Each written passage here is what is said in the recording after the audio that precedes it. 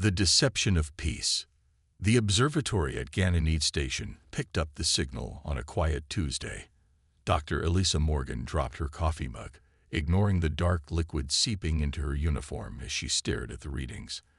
After 3 centuries of searching the stars, humanity had finally found what it was looking for: proof they weren't alone. The signal wasn't random. It contained mathematical sequences, atomic constants, and eventually, navigational data. Earth's governments unified almost overnight, forming the United Earth Coalition. If humanity was going to meet aliens, they would do so as one species, not as fractured nations squabbling over resources and ideologies. 6 months later, Earth's most advanced vessel, the UES Harbinger, made history as it established direct communication with the Valtteri Collective, a federation of 7 sentient species that claimed dominion over nearly 300 star systems in the Orion Arm. Ambassador Sarah Chen stood on the bridge of the Harbinger, watching as the massive Valtteri flagship emerged from fold space. The alien vessel dwarfed humanity's pride and joy by at least 20 times. Its crystalline hull shimmered with energy patterns that Earth's scientists couldn't begin to comprehend. "Steady," she whispered to Captain Rodriguez beside her, whose fingers twitched nervously near the weapons console. "We're here for peace." The Valtteri emissary, Supreme Arbiter Zexkalov, was a towering figure, 3 meters tall with 4 upper limbs and iridescent scales that shifted color with his emotional state. His translator implant converted his harmonic speech into English with only a slight delay. "The Collective welcomes Earth to the greater galactic community," he announced during the first formal meeting. His scales glowed a soft blue, which human sinologists interpreted as sincerity. "Your species has achieved remarkable progress in a relatively short evolutionary period." Ambassador Chen presented Earth's proposal for peaceful integration. Trade agreements, cultural exchanges, mutual defense pacts. The Valtteri delegation nodded their elongated heads, seeming pleased with humanity's offerings. "Your proposal shows wisdom beyond your years as a spacefaring species," Zexkalov said. "The Collective will consider your terms carefully." The negotiations progressed smoothly over the following weeks. Too smoothly, thought Commander Victor Okafor, head of Earth's Intelligence Division. While Ambassador Chen and her diplomatic corps exchanged pleasantries with the Valtteri, Okafor's agents worked tirelessly behind the scenes. "Something doesn't add up," he told General Marcus Harrison during their encrypted quantum call. "The Valtteri are agreeing to everything without pushback. Species don't survive galactic expansion by being this accommodating." Harrison, the grizzled veteran who commanded Earth's unified defense forces, stroked his salt and pepper beard. "Keep digging, Victor. If they're hiding something, I want to know before we sign any treaties." Okafor's breakthrough came when one of his agents managed to hack into a lower-tier Valtteri communication node. The decrypted messages revealed the horrifying truth: the peaceful negotiations were a facade. The Collective had already classified Earth as a resource world, scheduled for immediate colonization once the human leadership was neutralized.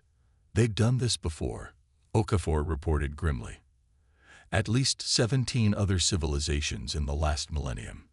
They establish diplomatic relations, lull the species into complacency, then strike when their defenses are down." Harrison's expression hardened. "Activate Project Aegis. Authorization code: Thermopyla." On the diplomatic vessel, Ambassador Chen continued smiling at Zexkalov, betraying nothing of what she now knew. "We look forward to formalizing our alliance tomorrow," she said, raising a glass of champagne. "As do we," the Arbiter replied, his scales shifting to a deep purple that the human xenologists hadn't cataloged yet. "The Collective anticipates a most productive relationship." That night, as Earth's delegation prepared for the signing ceremony, the Valtteri made their move. 50 warships emerged from fold space around Earth's solar system, their weapons charging. Simultaneously, commandos infiltrated the Harbinger, moving to secure the bridge and capture Earth's leadership. Zexkalov entered Ambassador Chen's quarters unannounced, flanked by armed guards. "Your species will serve the collective well," he said, abandoning all pretense of diplomacy. "Your resistance structure is minimal, your weapons primitive. Surrender now, and we will preserve your major cultural centers." Chen smiled calmly. "I think there's been a misunderstanding, Arbiter." "No misunderstanding," Zexkaloth replied. "We have studied your capabilities extensively. You have 27 military satellites, 14 armed vessels, and no planetary shield technology. Your most advanced weapons are fusion-based explosives with minimal yield. Is that what you think?" Chen asked, pressing a small device on her wrist.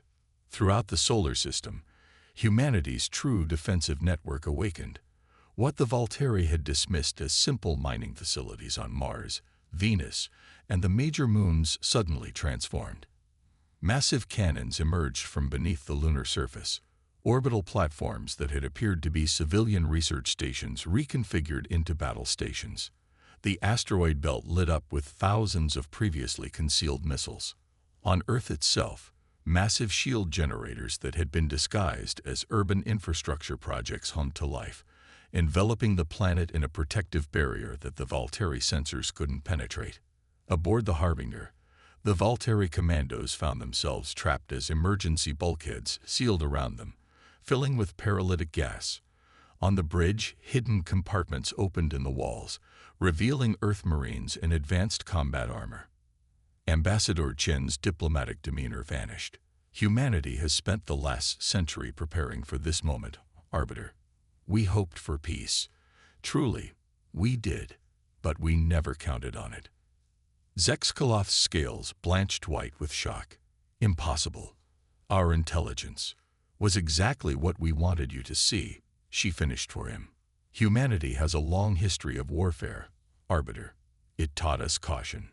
Across the solar system, Earth's hidden fleet emerged from concealment, hundreds of vessels that had been shielded from detection in gas-giant atmospheres, within hollowed-out asteroids, and beneath planetary surfaces. Each was armed with weapons that the Volteri had believed were centuries beyond human development. General Harrison's voice boomed across all communication channels, directed at the Volteri fleet. "This is General Marcus Harrison of the United Earth Defense Force. You came seeking easy conquest. Instead, you've walked into a carefully prepared killing field. Your options are simple: immediate withdrawal or complete destruction. You have 5 minutes to decide." On the Harbinger, Ambassador Chen handed a stunned Zexkaloth a quantum tablet showing real-time footage of the Volteri fleet, surrounded on all sides by Earth's previously hidden armada. "You should know," she said quietly, "that we intercepted your communications weeks ago. We know about the 17 civilizations you've conquered through deception. We're giving you a chance that you never gave them, the chance to leave in peace." The Arbiter's scales shifted to a deep, angry red. "You deceived us." "No," Chen corrected. "We were cautious. There's a difference. Now make your choice, Arbiter. Will the Volteri Collective learn from this encounter, or will it end here?" As the 5-minute deadline approached, tension mounted throughout Earth's defense network. Weapons remained locked on the Volteri vessels, ready to fire at Harrison's command. With seconds remaining, the Volteri fleet began powering down their weapon systems. "A wise decision," Ambassador Chen said. "Perhaps now we can begin genuine negotiations, as equals." The fury of Earth. The Volteri retreat was tactical, not strategic. Supreme Arbiter Zexkaloth fumed as his flagship rejoined the Collective's main battle group at the edge of the Sol system. His scales fluctuated between angry crimson and embarrassed violet as he addressed the War Council. "The humans concealed their true capabilities," he hissed. "This changes nothing. We will not be denied a resource-rich system by primitive deception." War Minister Vextalon unfurled his battle membranes. "We have analyzed their defense network. While impressive for their technological stage, it cannot withstand a full collective assault. I recommend immediate deployment of the Purifier fleets." Across the solar system, Earth's military command tracked the gathering Volteri forces. In the heart of Cheyenne Mountain Complex, rebuilt and expanded after the Resource Wars. General Marcus Harrison studied the holographic display with narrowed eyes. "They're calling in reinforcements," he noted to the assembled Joint Chiefs. "Exactly as we anticipated." Admiral Yuri Petrov, commander of Earth's Space Forces, nodded grimly. "The Valteri have never faced resistance at this stage of conquest. Their playbook is predictable: overwhelm with superior numbers, then claim victory was inevitable." Harrison turned to the room's other occupant, a slight woman with augmented cybernetic implants visible at her temples. "Dr. Nakamura, is Defense Initiative Hydra ready for deployment?" Dr. Eiko Nakamura's enhanced eyes flickered with data streams only she could see. "The swarm is primed, General. Awaiting your command." 3 days later, the Valteri launched their full invasion. Over 2,000 warships tore through space toward Earth, their weapons charged to maximum capacity. Leading the armada was the dreadnought Eternal Dominion, a planet killer that had ended civilizations across the galaxy. "Final warning, humans," Zexkalov transmitted. "Surrender your world or face extinction." General Harrison's reply was brief: "We choose neither."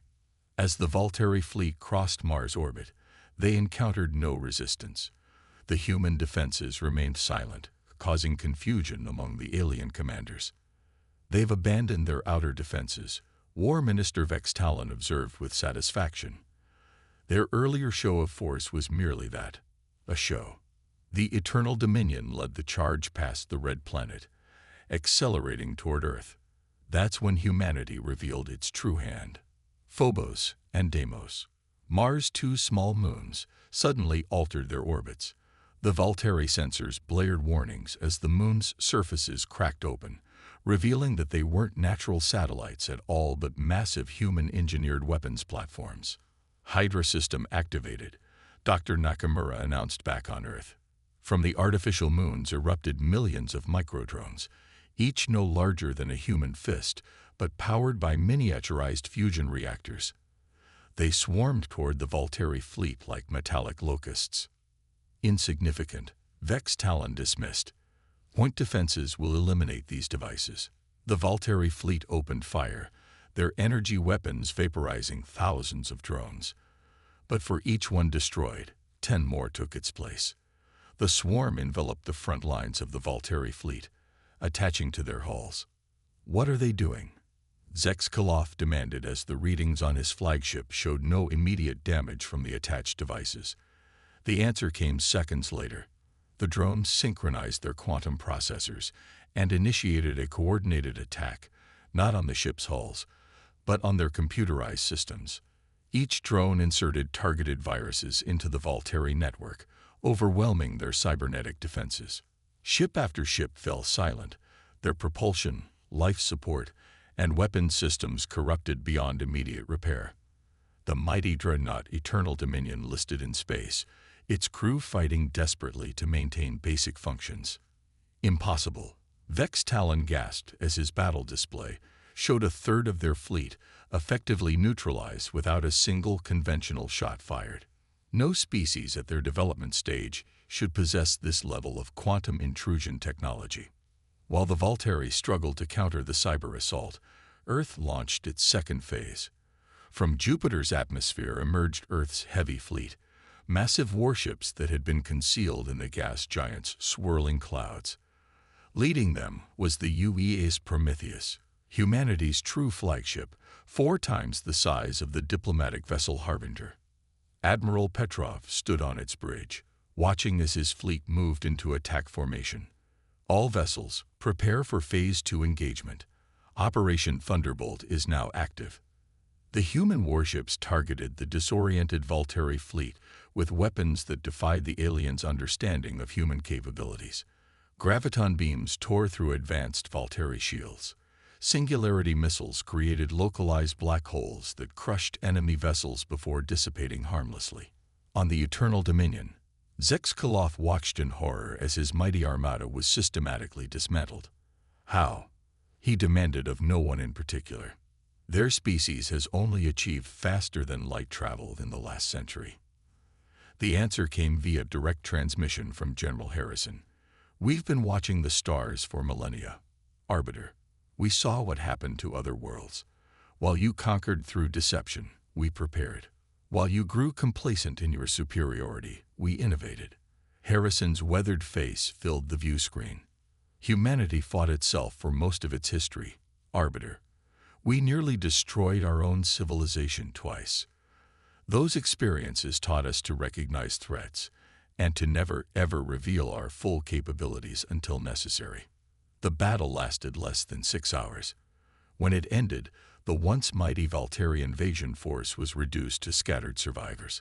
The Eternal Dominion itself drifted powerless, its weapons neutralized and engines dead. General Harrison, Admiral Petrov, and Ambassador Chen transported aboard the crippled dreadnought to meet with the defeated Valteri leadership. "You could destroy us now," Zexkalov acknowledged, his scales a pale blue of defeat. "Why don't you?" Ambassador Chen stepped forward. "Because despite everything, we meant what we said at the beginning. Humanity desires peace, genuine peace, not subjugation disguised as diplomacy." She activated a holographic display showing the 17 worlds the Valteri had conquered. "These civilizations will be liberated and restored to independence. The collective will withdraw to its original 7 homeworlds. You cannot dictate terms to the entire collective." War Minister Vextalon protested. Admiral Petrov raised an eyebrow. "Actually, we can." While this battle was underway, humanity's deep space fleets were dispatched to your core worlds. They stand ready to enact the same devastation there if you refuse our terms. The revelation struck like a physical blow. The Valteri had never considered that humans might have forces beyond their home system, another critical intelligence failure. "You have 2 options," General Harrison stated plainly. "Accept our terms for a genuine peace, or witness the end of the Valteri collective as a galactic power." In the aftermath of what would become known as the Sol Defensive, the galactic balance of power shifted dramatically. News of humanity's victory spread across interstellar channels. Other subjugated species, emboldened by Earth's example, began their own resistance movements. 1 year later, representatives from 32 spacefaring civilizations, including the newly humbled Valteri, gathered on Earth for the founding of the Galactic Concordat. Its primary principles, mutual respect, non-interference, and collaborative defense against any who would seek to dominate through force or deception. Ambassador Chen, promoted to Earth's first galactic minister, addressed the assembled delegates. "Humanity's journey to the stars began with hope. Hope that we would find friends, partners, and teachers. That hope was tested but never abandoned. Today we build something new together, not based on power or conquest, but on the understanding that diversity creates strength and respect ensures peace." As the delegates signed the historic accord, General Harrison stood at the back of the chamber with Admiral Petrov and Dr. Nakamura. "Do you think it will last?" Petrov asked quietly.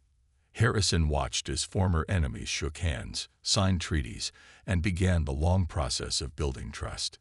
"It has a chance," he said. "And that's more than the galaxy had before." Dr. Nakamura's enhanced eyes calculated probabilities and potential outcomes. "The statistical likelihood of lasting peace has increased by 27%, she offered. Harrison smiled slightly. "Sometimes, Doctor, humanity defies statistics." In the vast observation dome above the United Nations Plaza, civilians and military personnel alike gazed at the night sky, where ships from dozens of worlds now orbited Earth peacefully. What had begun as humanity's darkest hour had transformed into its finest, not just because they had won a war, but because they had created the possibility for something greater than victory. Peace had been humanity's first offer to the stars. When that was rejected, Earth had shown its fury. Now, the galaxy watched with new respect as humanity extended its hand once more, this time from a position not of weakness, but of earned strength. The stars no longer seemed cold and threatening. They had become a frontier of possibility, illuminated by humanity's unwavering determination to forge a better path forward than the cycle of conquest and subjugation that had dominated galactic history for millennia. As Ambassador Chen liked to say, Earth didn't just join the galactic community, we rewrote its rules.